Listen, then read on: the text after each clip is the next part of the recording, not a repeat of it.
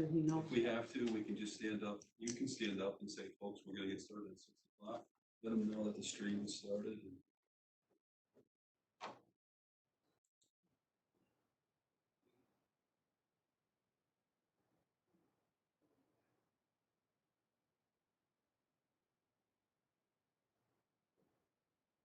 How long does it take to? Okay, I was going to say, I was going to ask you how long it took to get up there. I don't see the live one. Yeah, I know. Actually, when Kevin was talking yesterday, it was a little bit delayed. It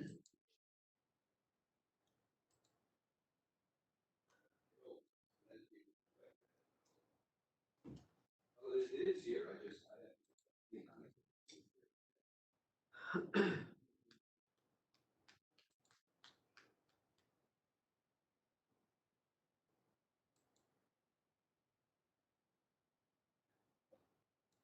Still don't see it on my website yet.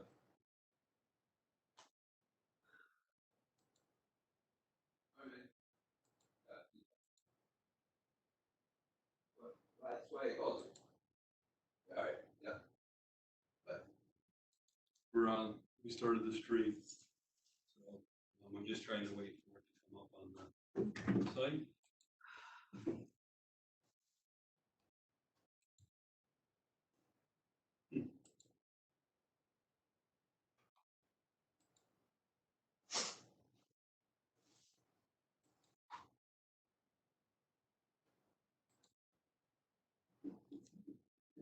Oh, wow. Question. Yes. When can I start? Going to let's see the stream. 5:59.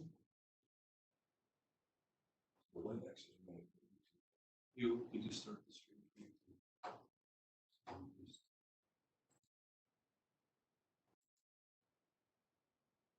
Yeah, we are live. Right here, people. Okay. It's just a way. You realize it's very. Yeah, but I just keep on. We are. Good. Please start the recording, Austin. This meeting is being recorded.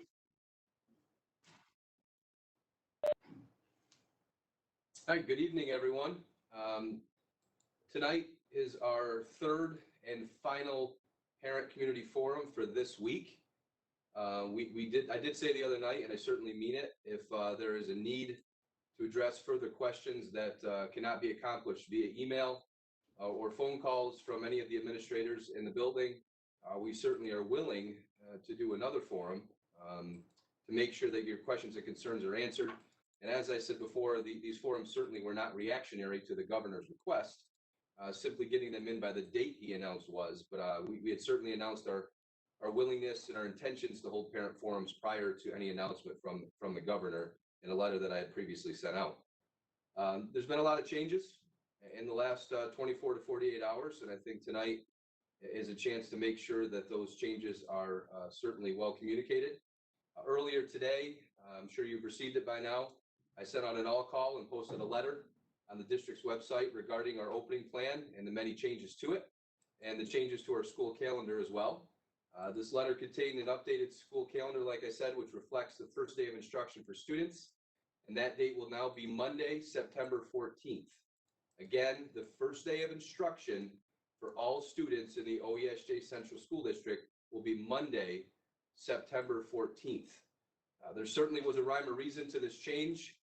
We had some superintendent's conference days or staff development days scheduled at the beginning of the year.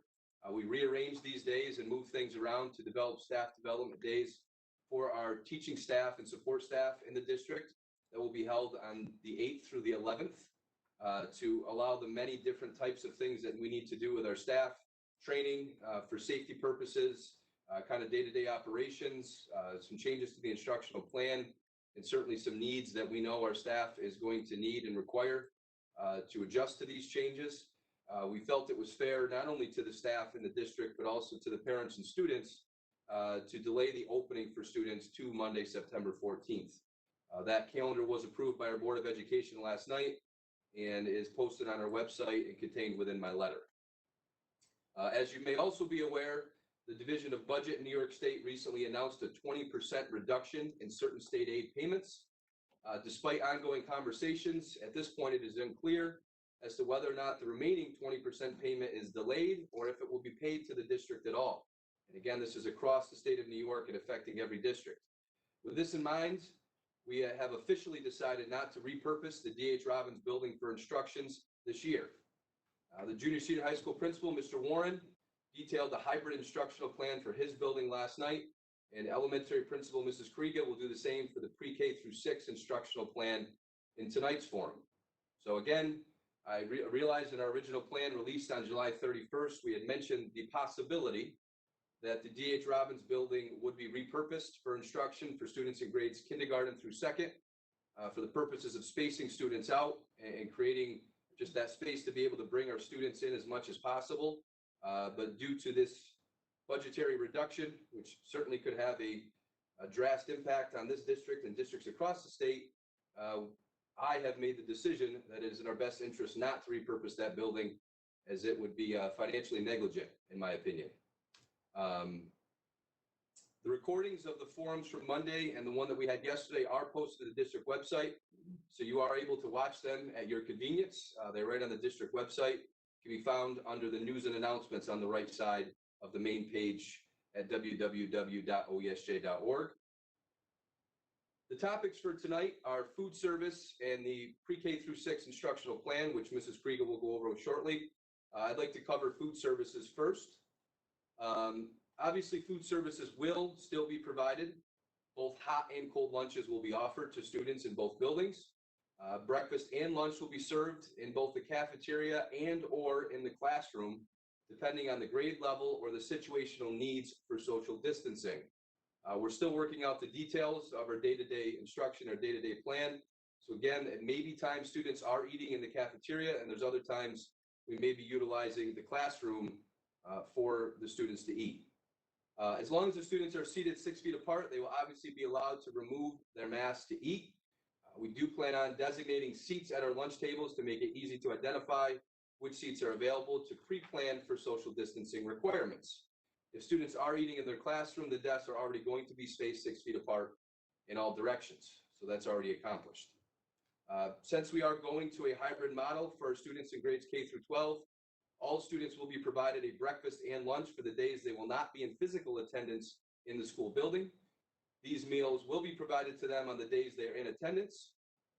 Remote-only students will still be provided with breakfast and lunch at their request, but they will have to pick these up themselves at a designated time each day. More detailed information for remote-only learners will be provided as soon as possible. But again, for those students that are coming in the hybrid model and attending the 2 days that they are designated to attend, we will be providing them breakfast and lunch, obviously in a bag lunch type setting at their request at the days they are in, to provide them with the food for the days they're not going to be here. Somewhat similar to over the over the spring, from March through June, we were providing them bag lunches, and again, we'll give that to them the days they're here so that they have it for the days they're not. That's really the update on food service. There weren't a whole lot of questions, and I believe that answered anything that was in the Google form regarding food service. But again, obviously, we will continue to provide breakfast and lunch to our students, and we are still function where we have free breakfast and lunch for all of our students, again, at their request. I think the big topic for tonight is the instructional plan for grades pre-K through 6. Again, we have officially decided that we will not be repurposing the D.H. Robbins building and remaining in the 2 buildings we have been running in years past. But this obviously creates a multitude of issues for spacing, and also transportation is something we continue to tackle and try to figure out how many students we're able to get on a bus under the Department of Health social distancing guidelines. So this is what's really altered our instructional plan and changed it away from the original plan we posted on July 31st. So at this time, I'd like to call up Mrs. Kriega, who will go over the pre-K through 6 instructional plan. Thank you.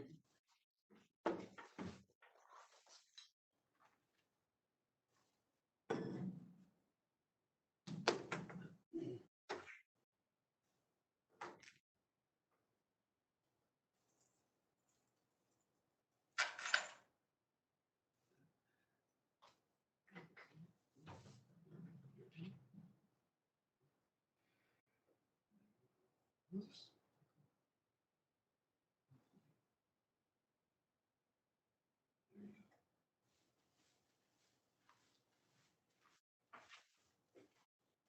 Thank you, Mr. Harris. Thank you, Mr. Roth, for your help there. Good evening, everyone, and thank you for joining us for this informational parent forum on reopening our OESJ Elementary School, home of the Wolf Pups. For those of you that do not know me, I'm Janine Carriga, the elementary principal. And as I'm entering my 8th year here as principal, I can tell you that the year 2020 has been like no other, and I'm sure you would agree with me. If you have questions during this presentation, you may post them on the Google form provided on our website or on the virtual forums page. First, let me thank you, our parents and families, for your extreme patience and show of support. We have received many great questions and suggestions along with your concerns, and it has all been very helpful as we develop our reopening plan. And as I always say to my colleagues, the key to failure is trying to please everyone. We realize that our plan may not be satisfactory to all families, but please keep in mind that the safety of your children is always first and foremost in our minds. However, there are so many variables to take into consideration in developing a plan that is safe and can best meet the educational needs of your children. And as most of you are aware, and as Mr. Harris mentioned, our original plan called for using the D.H. Robbins building to spread out our students in order to get them in every day at the elementary level.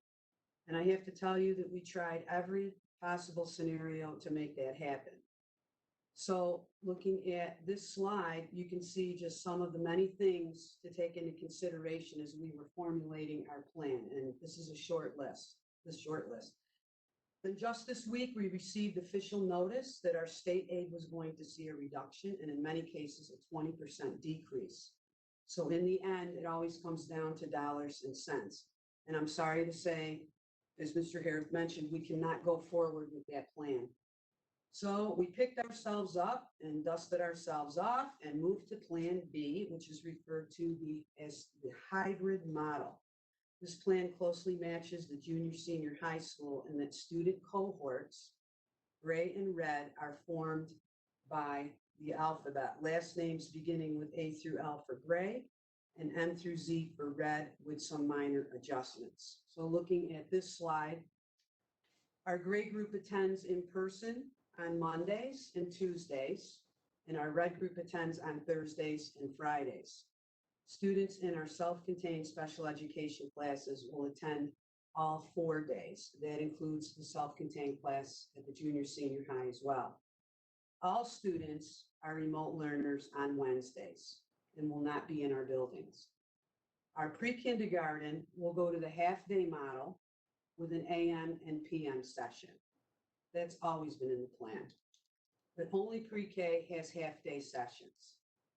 Unfortunately, for pre-K only, we are unable to offer transportation. Again, that is just for pre-K, no transportation offered. The next slide organizes the same information into a graphic that spells out the weekly schedule. So with pre-K at the top, they attend Monday, Tuesday, Thursday, Friday on their half-day schedule. Wednesday is remote learning. In the gray would be last names A through L. In-person learning Monday and Tuesday. Remote learning Wednesday, Thursday, Friday. Red group, this is PK-6, also remote learning for Monday, Tuesday, Wednesday, in-person Thursday, Friday. Self-contained classes, I have 2 in my building. In-person learning for the 4 days, with Wednesday being at home. Please keep in mind that remote learning is asynchronous, meaning that students at home will not be required to sign in for a live lesson and will work at their own pace. Students will be accountable for attendance as outlined by their teachers, and we will be sending more information in regard to that. With reduced class sizes, our teachers can devote more individualized attention to your children. We will also be delivering remedial help to your children as needed. We realize we have to bring their skills up and feel this is the best way to accomplish that with the space that we have and within safety guidelines. Please know that the remote learning option model is still available for those who prefer to keep their children home 5 days per week. We will provide Chromebooks as needed through our one-to-one program. The sign-up form for the remote learning only program is on our website with a deadline of tomorrow, August 21st, which was the original deadline. We have a deadline so that we can more closely plan our transportation routes. Please know that students working remotely, whether partial or full-time, will need to be accountable for their attendance. Please keep in mind, should you choose this remote-only option for 5 days a week, you must commit to it for at least 10 weeks. So what does a day look like? So this shows basically what a full day would look like in kindergarten through 6th grade. And we're striving to keep the routine and schedule as close as possible as what we usually do, because the students need the structure and the consistency. The major differences will be breakfast in the classroom every day, and most special areas will take place in the students' classrooms to minimize transitions. The exception to that is physical education class. And thankfully, our gymnasium is large enough to accommodate the 12 feet needed to separate students. Students will go outside for PE class as much as possible. The biggest change is, of course, wearing a mask when social distancing cannot occur. So let me say a few words about transportation. Again, we are unable to transport our pre-K students only. Students from the same households will sit together and there will be assigned seating, which the students are used to. Masks need to be worn at all times for students and adults while riding the bus. In order to keep numbers down on our school buses, we ask that you consider transporting your children or perhaps carpooling with other parents. Our transportation department is meticulously designing bus routes based on the numbers of students that can travel within the safety guidelines. So we are not allowing daily changes to student transportation. Again, we are not allowing changes to student transportation. We're still working out our time schedule and will notify all parents with a letter, phone call, and posting information on our website and social media. Teachers will also be making contact with you and your children as class lists are finalized. And as Mr. Herrick mentioned, our start date will now be Monday, September 14th for all students. So what can parents do between now and the start of classes? You can establish a bedtime and wake up routine and also a work routine during the day for those remote learning days. You can practice skills with your children if you're not doing that already. And of course, read. They need to practice wearing their masks. They need to practice proper hand washing techniques. You want to make sure that their immunizations are up to date. And you want to update all contact information with the school. You will be sending home the form like we usually do. And please, again, please consider transporting your children to and from school.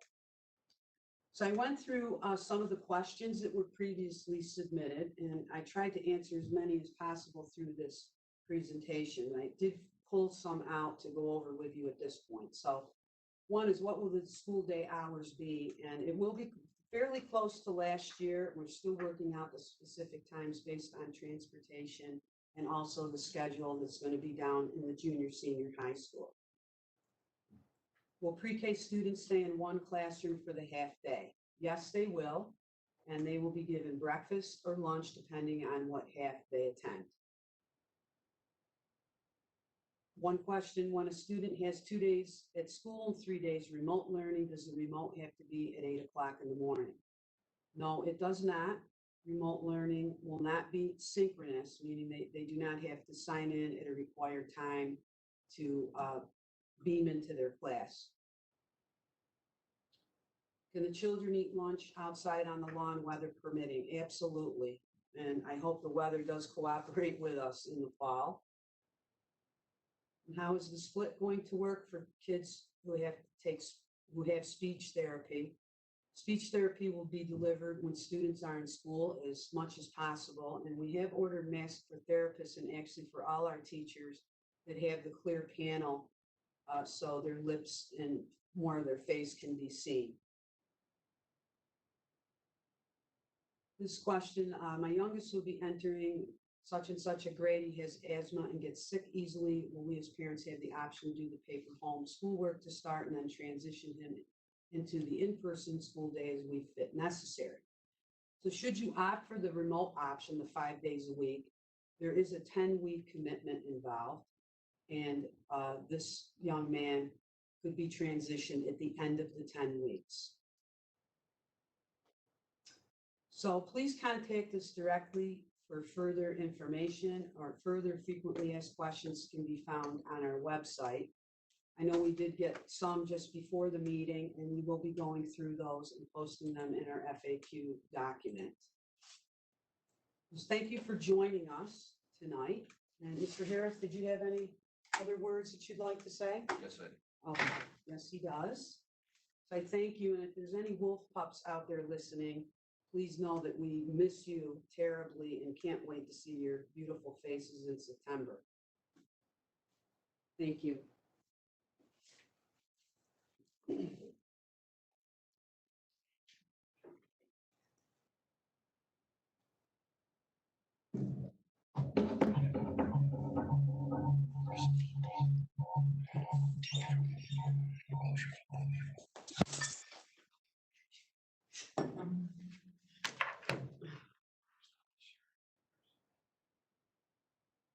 All right, thank you, Mrs. Kariga. I appreciate it.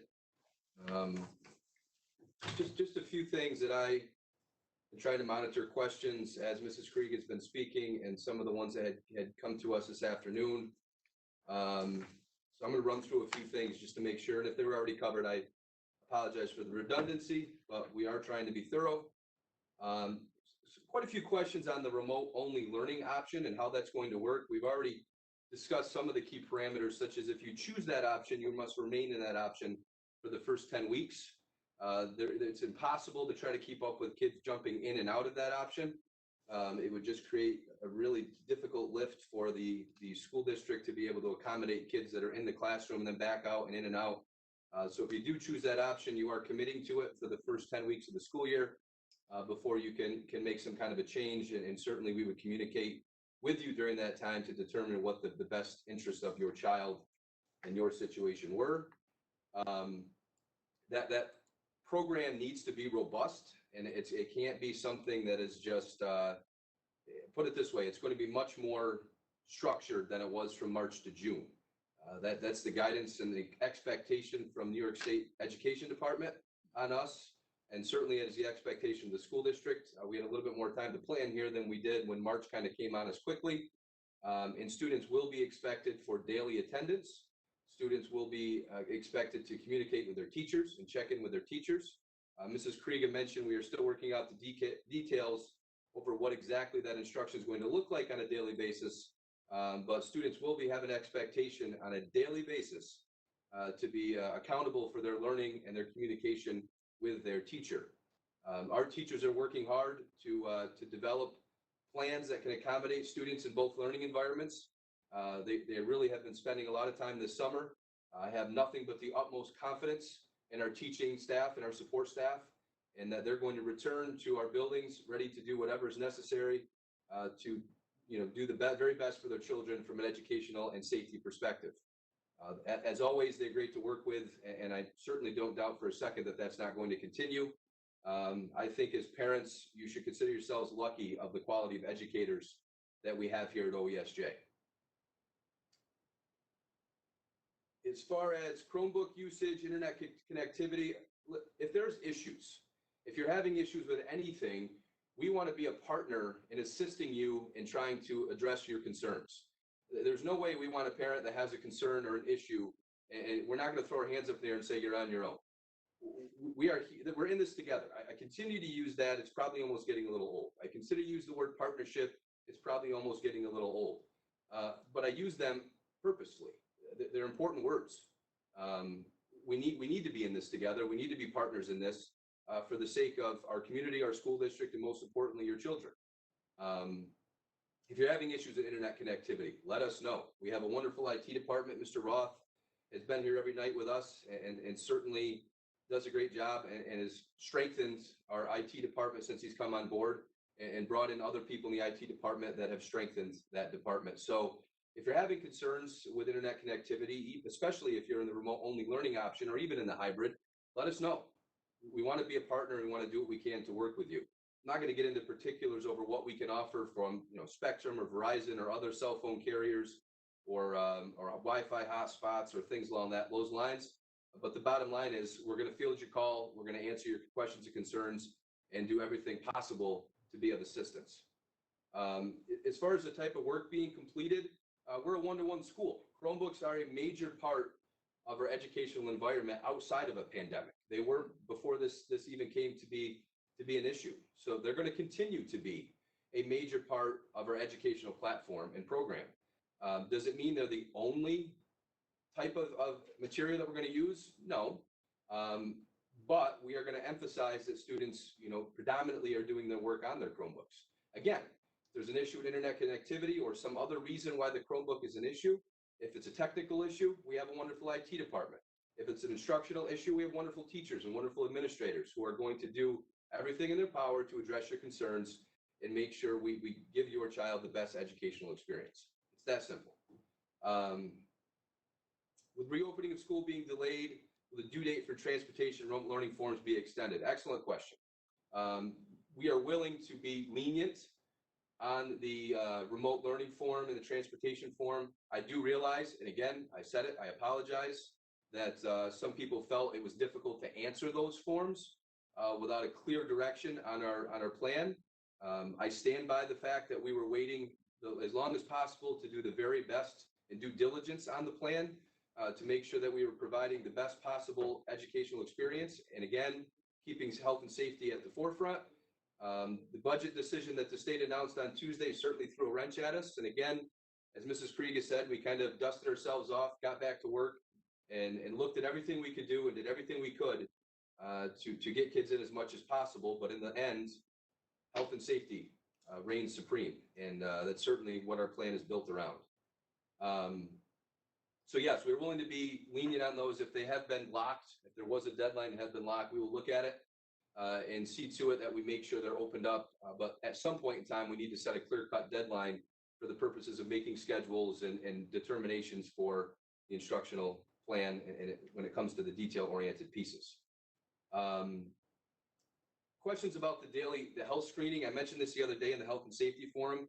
We are asking, and again, this is a CDC, Center for Disease Control, recommendation that parents complete a daily health screening for their child at home. I can't stress enough how much this is going to assist us in the process. And again, the other night I stressed how important it is to be honest and complete this form for us. Somebody was very concerned if something happened, they weren't able to complete the form due to internet connectivity.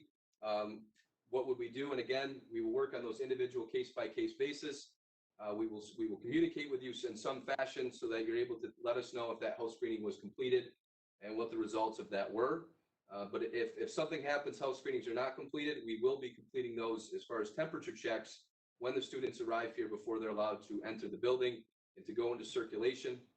And if something happens, there is an issue, we will be calling the Department of Health, isolating that student and communicating with the parents, similar to what I said the other day. So I wouldn't be concerned that you're going to be unable to complete the form. We will provide the means necessary to make sure that's completed because it's very important. Will students' school supplies be sent home with them weekly? I know I've got a lot of school supply questions. I think that's prominent in both buildings and probably a little bit more in the elementary school. Like I said, those little details, those finite details will be communicated by your building principal or by the teaching staff to let you know what's going to be needed. Certainly there are changes. Things in classrooms and materials are certainly going to change, and we'll communicate what those changes will be in the coming days and certainly in the coming week to make sure that those, again, I know they're important, but finite details are to you because, again, we just had to make a major adjustment to our plan. So certainly if we're lacking a few details, I ask for your patience. I know I've said that a lot. As far as times for bus routes, they're not going to change drastically. Mrs. Krieger mentioned that The times for the day, as far as start times and end times, aren't changing drastically. There might be some changes, especially in regards to the end time here in the junior senior high school, but it's not drastic. We're talking 20 to 30 minutes. But as far as the bus routes, we again are finalizing those plans to make sure that we're following all Department of Health guidelines and practicing social distancing on the buses. And they're not going to change drastically, but we will get out those times to you as soon as possible. And the other thing, the questions about lockers, I hear a lot of good points about the use of cubbies and lockers in classrooms and kind of questioning why we're not using them. The best answer there is, well, could a plan be developed? Sure, but it's just another major touch point that we're creating with students making contact with that are going to result in just a multitude of more cleaning issues. Health and safety, again, I continue to say it, has been at the forefront. And while, there are some disadvantages to not using those types of things, it's just another area that students are touching and having a lot of contact with that are going to have to be cleaned. And we're trying to minimize that to make sure that the areas we are cleaning and the areas we have to clean, such as the classrooms, are things we can certainly address and make sure we're doing our due diligence in cleaning those. So it's not that your questions aren't good, and we do hear them, but certainly there are times where there's things that maybe we have to consider that maybe aren't crossing your mind at the time. But as with everything, we're going to continue to modify, address, evaluate the plan. It's very fluid. This is the plan that we're going to reopen with. But as we progress through the first weeks or 5 weeks of the school year, we will certainly be reevaluating, looking at how much space is there on our buses. We certainly are not going to be over the recommended space, but if there's extra space in the buses, if the day-to-day operations are running very smoothly, we think that health and safety is certainly being accomplished. There's extra spaces in classrooms. We will continue to reevaluate our plan and see if there's any possibility, if it's able to bring more students into the buildings on a daily basis. But as I've said a million times, health and safety is at the forefront of our plan, and we confidently feel like this plan allows us to bring our students back in a safe environment and one that we can provide, a sound educational experience to the best of our ability. Again, if I didn't answer your question, I'm looking at the form now. We'll put them on the website, right? Yeah, there's a couple. Yeah, I see one question that's come up new. As far as, switching students between cohorts or switching plans, like I said before, we cannot have a daily or even weekly switching of back and forth between the remote only option or the virtual option. We're going to have to hold steadfast and true to the fact that if you choose that to start the year, for a minimum of the first 10 weeks, you must remain in it. As far as switching cohorts, I know we split them alphabetically. We do realize that households have different situations, and we do realize there are childcare situations that could present themselves. And on that note, we realize that a hybrid model presents quite serious childcare issues for parents. We're sympathetic to that. We understand that. I hear your concerns. But again, as a school district, this is the best plan we could do to keep kids safe and healthy and provide an education. So we realize it. I'm not going to mince words. It's difficult for all of us. We understand that. We're sympathetic to it. And as I said before, we're going to do everything in our power to address your individual concerns. What I would suggest is you reach out to your child's building principal. Email works, but in those cases where there's really a sincere conversation that needs to be had, maybe a phone call would be even more appropriate. We certainly are going to address those. If we're not able to take your call immediately, we will return your call, and we'll do our very best to accommodate your needs. I'd be lying if I said we could accommodate everyone's individual needs, but that doesn't mean we won't attempt to. So, as I always say, we can't fix it unless we know it's broken. So please communicate your concerns or issues with us, and we will do our very best to accommodate.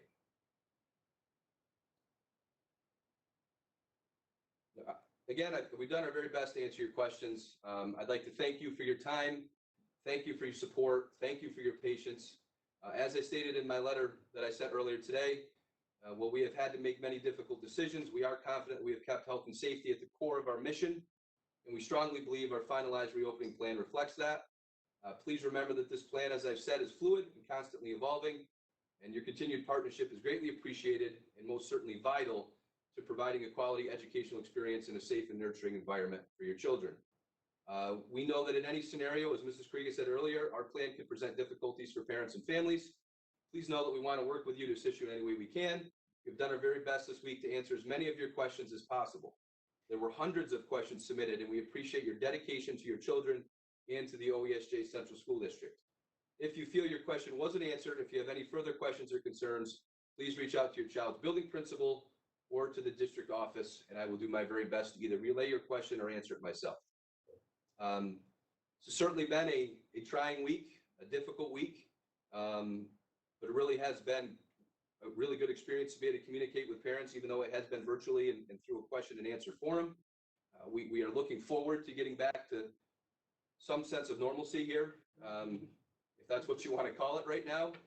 We're going to continue to monitor this pandemic in our district, locally, globally, and do our very best to address all needs.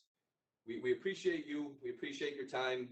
We can't wait to see your children, and we're going to do our very best here. So hats off to you for your efforts in communicating with us.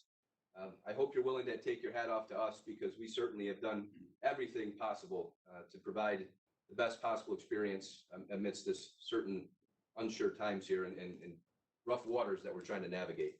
So thanks again. We appreciate you being in attendance tonight. And if you're watching this recorded, thank you for watching. Have a great evening.